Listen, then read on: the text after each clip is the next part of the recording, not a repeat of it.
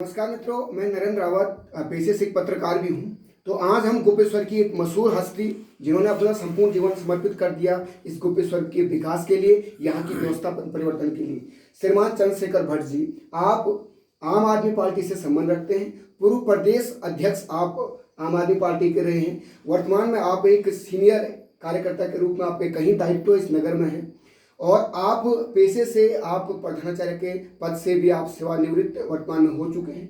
गोपेश्वर से आपकी प्रारंभिक और उच्च शिक्षा हुई और आप अपने विद्यार्थी जीवन से ही काफ़ी क्रांतियां आपने की हैं और आप साइंस के भी विद्यार्थी रहे।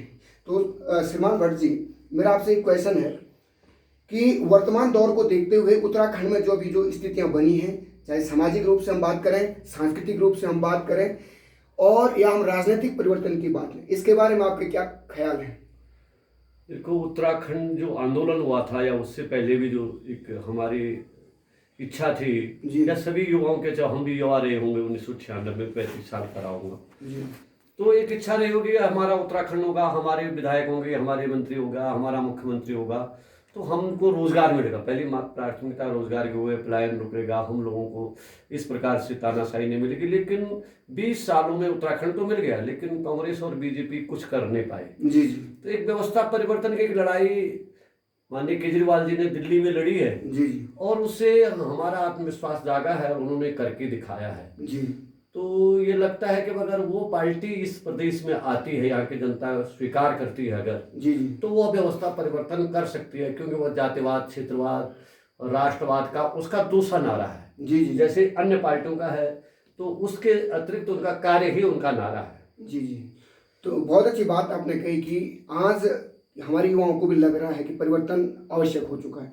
तो सर, दूसरा प्रश्न मेरा आपसे ये है कि आज के दौर में, आज के समय को देखते हुए जो हमारे बेरोजगार युवा हैं, एक तरफ उनको नौकरियां नहीं है, इधर से हर चीज़ का राजनीतिकरण हो रहा है, इसके लिए आप हमारे चमोली जनपद के ही नहीं अपितु पूरे उत्तराखंड के युवाओं के लिए आप क्या प्रेरणा आप देना चाहते हैं? उत्तराखंड के युवाओं के लिए मैं सबसे पहले निवेदन करना चाहता हूँ कि युवा उत्तराखंड का भविष्य है जी, और उसको पलायन के लिए रुकना चाहिए। और यहाँ पर बहुत सारे रोजगार हैं, बहुत सारे कार्यक्रम हैं जी। और क्योंकि राजनीतिक सोच के अभाव में, क्योंकि भाजपा और कांग्रेस केवल सत्ता तक जा करके और उन्होंने कोई सोचा नहीं है, उन्होंने कोई मुद्दे नहीं रखे, उन्होंने कोई विचार नहीं किया, तो निश्चित रूप से सामाजिक सरोकार से जुड़े और यहाँ ऐसे प्रकार के कार्य हैं जो रोजगार भी सरकारों को देना चाहिए।